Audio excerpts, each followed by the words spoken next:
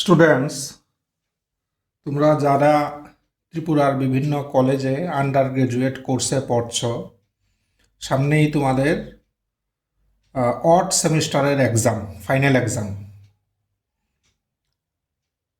তো আমার কয়েক বছরের টিচিং এক্সপিরিয়েন্স থেকে আমার মনে হয়েছে, তো পরীক্ষার সময় তোমরা কিছু কিছু ব্যাপারে কিছু মিস্টেক করো, বিশেষ করে পরীক্ষার লেখার সময়, যেগুলো এড়ানোর জন্য তোমাদেরকে না খুব বেশি পড়াশোনা করতে হবে, না অনেক কিছু জানতে হবে। তোমরা জাস্ট এইসব ব্যাপারে একটু কেয়ারলেস বলে এই মিস্টেকগুলো হয়, যার কারণে তোমাদের পরীক্ষায় মার্কসও কমে যায় এবং পরীক্ষার সময় বিভিন্ন ভুল ভ্রান্তি হয়। রেজাল্ট পাবলিকেশনের সময় তোমাদের হয়তো কোনো সমস্যা থেকে যায়। তো এই জন্য আমি এই ভিডিওতে তোমাদেরকে জাস্ট কিছু সাজেশন দেব। তোমরা চেষ্টা করবে এগুলো মেনে চলা, তাহলে কি বলবো যে এগুলো খুব অবাঞ্ছিত ভুলভ্রান্তি, যার জন্য তোমাদের উত্তরপত্র দেখতেও সমস্যা হয়, বা হয়তো উত্তরপত্র ইভ্যালুয়েশনের সময় এক্সামিনারদেরও বিভিন্ন সমস্যায় পড়তে হয়। তো আমি কিছু জাস্ট টিপস দিচ্ছি বা সাজেশন দিচ্ছি, এগুলো তোমরা মেনে চলার চেষ্টা করবে, এবং এগুলোর জন্য তোমাদের না বেশি পড়াশোনা করতে হবে। জাস্ট এগুলো জেনে পরীক্ষার সময় এগুলো মাথায় রাখবে জাস্ট। আচ্ছা, প্রথমত দেখো, তোমাদের মোটামুটি এই ধরনের একটা আনসার স্ক্রিপ্ট দেওয়া হয় পরীক্ষার সময়, ঠিক আছে? যার দেখো, এই যে প্রথমে একটা ছোট ইয়ে থাকে, স্লিপ থাকে এই টাইপের, এরপরে থাকে এই একটা বড় ইয়ে, এখান থেকে উত্তরপত্র তোমরা উত্তর লেখা শুরু করতে পারবে। আচ্ছা, প্রথম কথা হলো, এটাতে আসি। প্রথম যে উপরের স্লিপ, এখানে আছে ক্যান্ডিডেটস রোল নাম্বার। তো এখানে তোমাদের রোল নাম্বার লিখতে হবে, মানে ইউনিভার্সিটি রোল নাম্বার যেটা, ঠিক আছে?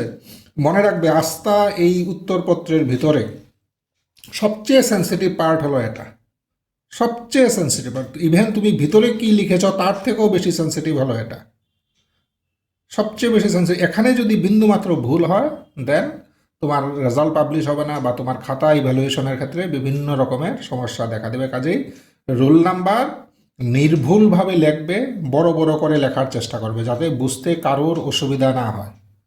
3, 8 এগুলো সময় 3 যাতে লেখার সময় 8-এর মতো না হয়, 8 লেখার সময় যাতে এটা 3-র মতো মনে না হয়, বা 4 যাতে 9-এর মতো মনে না হয়, এগুলো তোমরা লক্ষ্য করবে। বড় বড় ধরো, কারোর রোল নাম্বার হলো 2515012345, চেষ্টা করবে বড় বড় করে ইউনিভার্সিটির রোল নাম্বারটা লেখা, যাতে বুঝতে, মেইন কথা হলো বুঝতে যাতে কারোর অসুবিধা না হয়। বাই চান্স, মানুষ মাত্রই ভুল হয়, বাই চান্স যদি মনে করো কোথাও ভুল হয়েছে, পুরোটা কেটে দাও, পুরোটা কেটে নতুন করে এখানে লেখো, এতে কোনো অসুবিধা নেই, ঠিক আছে? কাজেই আবারও বলছি, তোমার পুরো খাতার ভিতরে সবচেয়ে ইম্পর্টেন্ট জায়গা হলো এইটা, তোমার roll number. This is most important. এটা নির্ভুলভাবে লিখবে, বাই চান্স ভুল হলে কেটে আবার নতুন করে লেখো। এরপরে হলো ক্যান্ডিডেটস রেজিস্ট্রেশন নাম্বার। তো রেজিস্ট্রেশন নাম্বারটা তোমরা এডমিটে পেয়ে যাবে, মুখস্থ করে নিলে ভালো, না হলে এডমিটে তো আছেই। তো ক্যান্ডিডেট রেজিস্ট্রেশন নাম্বার লিখলে, যার যেটা লিখলে, ধরো 001247, ঠিক আছে? দেখবে রেজিস্ট্রেশনের এই ইয়ারটা কিন্তু রেজিস্ট্রেশনের ইয়ার।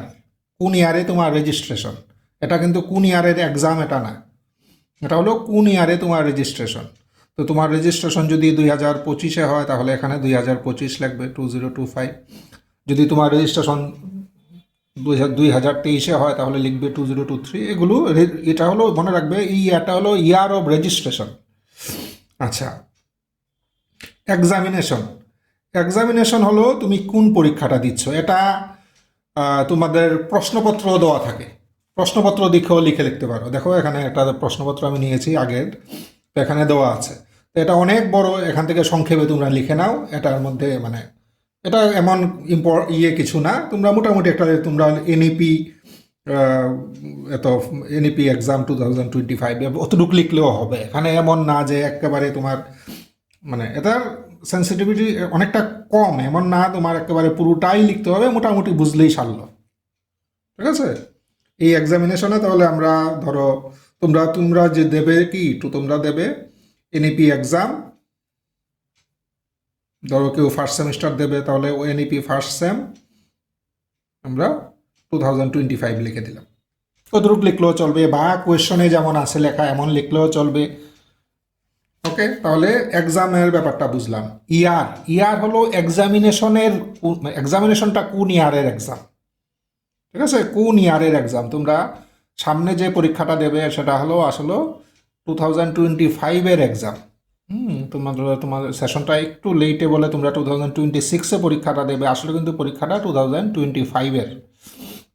আমরা জানি প্রতিটা ইয়ারে দুটো এক করে এক্সাম হয়, একটা হয় ইভেন সেমিস্টারের, একটা হয় অড সেমিস্টারের।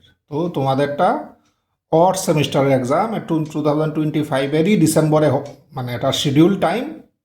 তো তোমরা দেবে 2026-এ, কাজেই এখানে 2025 লেখা উচিত। ঠিক আছে, এই ইয়ারটা হলো এক্সামের ইয়ার, কোন ইয়ারের এক্সাম। আর এই ইয়ারটা ছিল রেজিস্ট্রেশনের ইয়ার। ওকে, সাবজেক্টও তোমরা মানে কোয়েশনে লেখা থাকে, দেখো এখানে লেখা আছে ম্যাথমেটিক্স মেজর, তো লিখে দিতে পারো mathematics major subject mathematics major. ঠিক আছে, কোয়েশন লিখে লিখে লিখে দিলাম। পেপার কোন পেপার, দেখো পেপার কোডটা লিখে দিলে চলে এখানে MT401C। ঠিক আছে, যার যেটা হয়, আমি যার সেটা স্যাম্পল কোয়েশন দেখালাম, যার যেটা হয় সেটা এখানে লিখে দেবে। তোমাদের ক্ষেত্রে ধরো ম্যাথমেটিক্সের যারা ফার্স্ট পেপার দেবে তাদের এমন আসবে MT101C। বা দেখবে কোয়েশনে অনেক সময় ম্যাথও লেখা থাকতে পারে, সেক্ষেত্রে ম্যাথ 101C লিখবে। হাফ, তোমাদের ক্ষেত্রে হাফ কিছু হয় না, এটা ড্যাশ দিয়ে ছেড়ে দেবে, মানে এটা ব্ল্যাঙ্ক, এটা কিছু থাকবে না। ডেট যে যে ডেটে মানে পরীক্ষা যে ডেটে দিচ্ছ এই ডেটটা এখানে বসবে। ঠিক আছে, তোমাদের যেমন প্রথম পরীক্ষাটা বোধ হয় প্রথম পরীক্ষাটা সম্ভবত এই তারিখে, তো যে ডেটে পরীক্ষা দিচ্ছ এই ডেটটা এখানে আসবে। এই হলো তোমাদের এই ফার্স্ট মানে এই স্লিপের মধ্যে এই হলো তোমাদের কাজ। ঠিক আছে, আবারও বলছি, সবচেয়ে সেন্সিটিভ পার্ট হলো ক্যান্ডিডেটস রোল নাম্বার, এটা নির্ভুলভাবে লিখবে। আচ্ছা, পরের যে পেজটা থাকে এখানে তোমাদের কয়েকটা ফিল্ড শুধু ফিল আপ করতে হয়।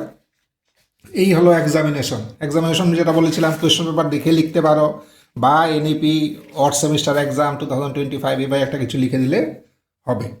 সাবজেক্ট লিখে দাও, যে যার সাবজেক্ট কোয়েশ্চন পেপারও লেখা থাকে, ম্যাথমেটিক্স মেজর বা মাইনর বা এডুকেশন ইন্টারডিসিপ্লিনারি, যার যে সাবজেক্ট লিখে নাও।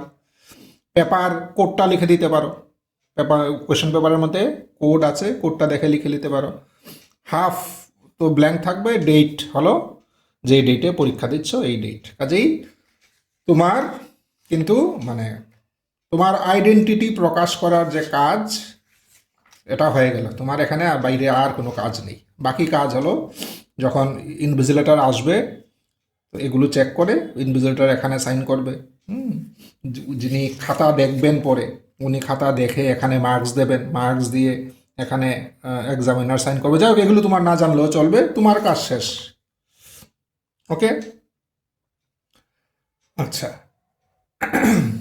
নেক্সট আসি যে কোয়েশ্চন যখন আনসার করবে তখন তোমরা অনেকেই উত্তরপত্র মানে স্কেল করে নাও, করতে পারো, কোনো অসুবিধা নেই এতে। আমরা এই যে এদিকে স্কেল করে নিলাম, এদিকে তোমরা এভাবে স্কেল করে নাও।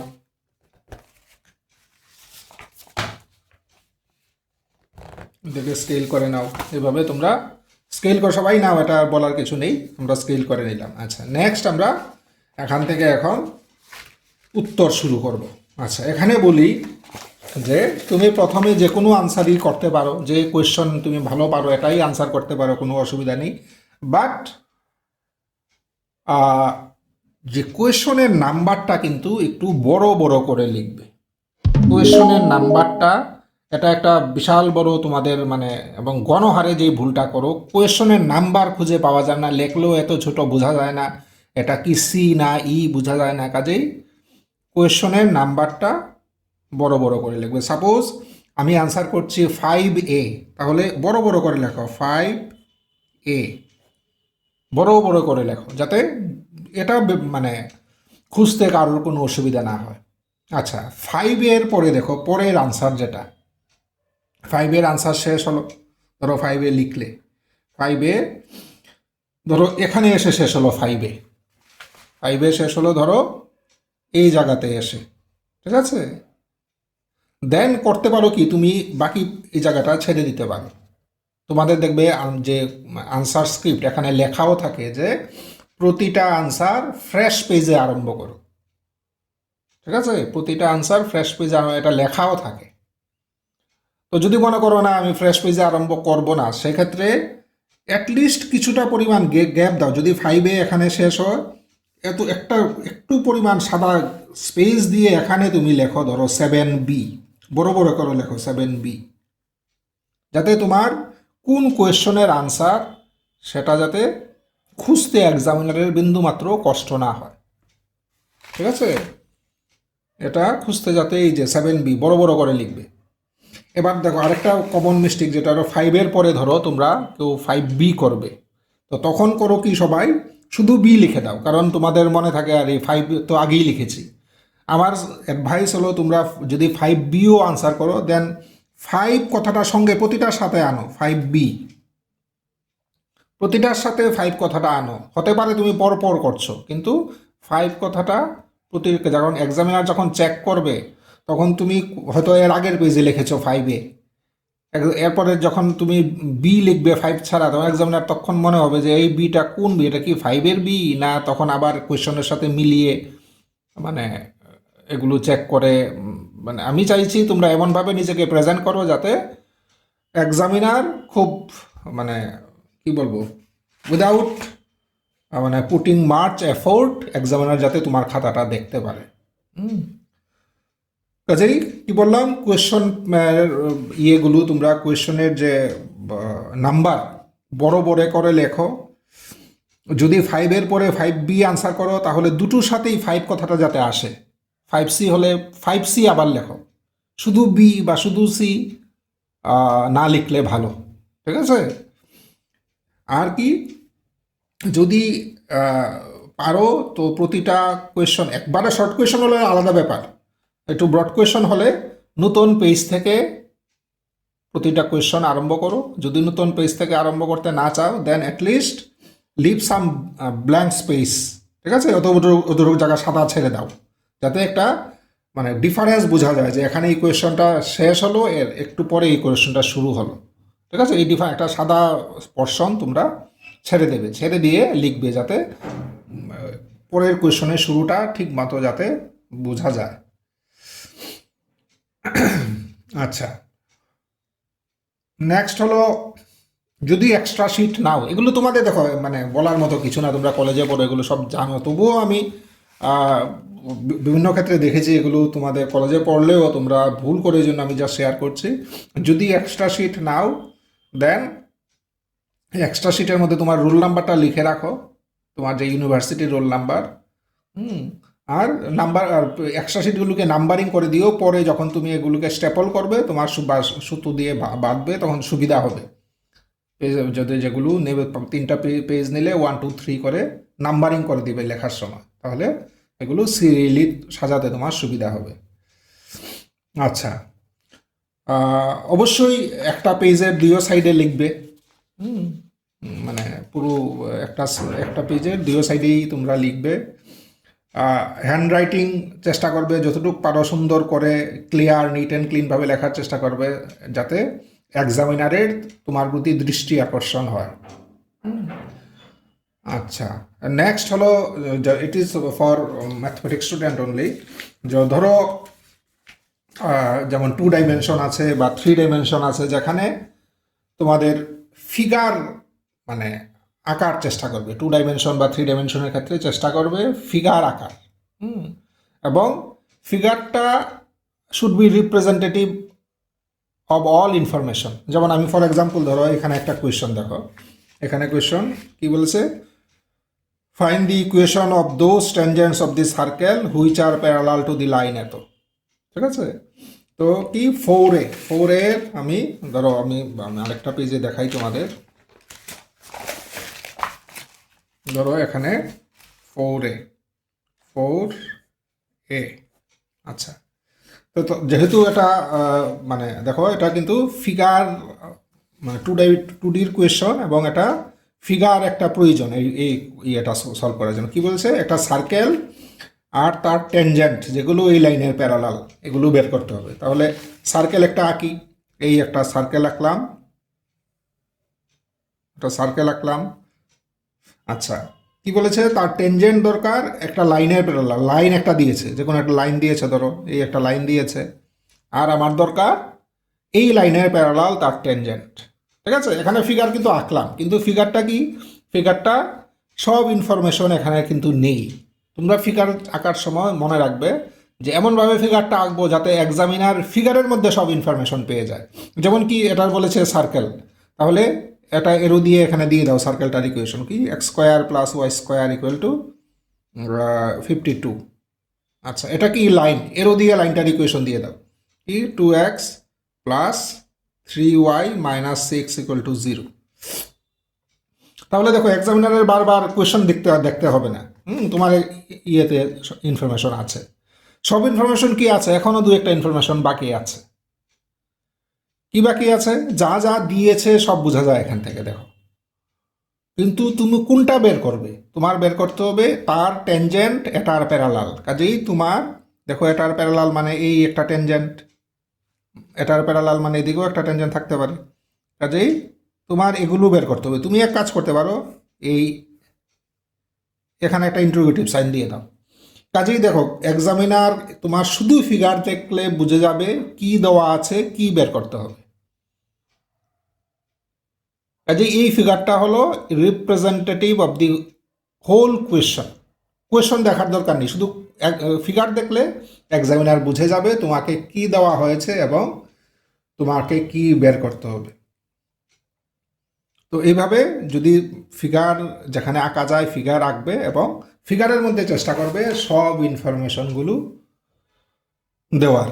এই মোটামুটি কয়েকটা টিপস যেগুলো মানে তোমাদের সাথে আমার শেয়ার করার মানে ভেবেছি আমি শেয়ার করব। আবারও একবার আমি একটু জিস্ট করে দিই যে পরীক্ষার খাতার মধ্যে সবচেয়ে সেন্সিটিভ পার্ট হলো ইউনিভার্সিটি রোল নাম্বার। এটা বড় বড় করে নির্ভুলভাবে লিখবে, বাই চান্স ভুল হলে কেটে নতুন করে লিখবে। 2 নাম্বার হলো কোয়েশনের নাম্বার বড় বড় করে দেবে যাতে সহজেই বোঝা যায়, এবং 4A 4B 4C হলে প্রতিটার সাথে দেবে 4A 4B 4C, শুধু BC দিয়ে ছেড়ে দেবে না, কোয়েশনের নাম্বারটাও যাতে সাথে থাকে। আচ্ছা, প্রতিটা কোয়েশন যেখানে শেষ হয় বড় প্রশ্ন হলে তারপরের পেজ থেকে নতুন কোয়েশন আরম্ভ করলে, নতুন আনসার আরম্ভ করলে ভালো। আর যদি মনে করো একবার শর্ট কোয়েশন কয়েকটা লাইনেই শেষ, তাহলে একটা মানে ব্ল্যাঙ্ক স্পেস একটা পোরশন ছেড়ে দাও, এরপরে নতুন কোয়েশন আরম্ভ করো। একটা ব্ল্যাঙ্ক স্পেস যাতে থাকে মোটামুটি 1-2 ইঞ্চির, যাতে বোঝা যায় একটা কোয়েশন শেষ হয় আর একটা কোয়েশন আরম্ভ হয়েছে। ঠিক আছে, যদি এক্সট্রা শিট না এগুলো নাম্বারিং করো, এবং এক্সট্রা শিটে তোমার ইউনিভার্সিটি রোল নাম্বারটা অবশ্যই লিখে দেবে, বাই চান্স যদি ছিঁড়ে যায় যাতে বোঝা যায়। আচ্ছা, আর যেটা মানে কমন সেটা হলো চেষ্টা করবে হাতের লেখা যাতে সুন্দর হয় এবং তোমার প্রেজেন্টেশন যাতে নিট ক্লিন হয়। আর হলো যদি ম্যাথমেটিক্সের স্টুডেন্টের ক্ষেত্রে বা যাদের ফিজিক্স আছে, যদি ডায়াগ্রাম আঁকো তাহলে মানে আঁকার যদি প্রয়োজন হয় দেন ডায়াগ্রামটা মধ্যে সব ইনফরমেশনগুলো দেখানোর চেষ্টা করবে। তো এই হলো ফিউ টিপস যেগুলো তোমরা পরীক্ষার সময় অবশ্যই মাথায় রাখবে।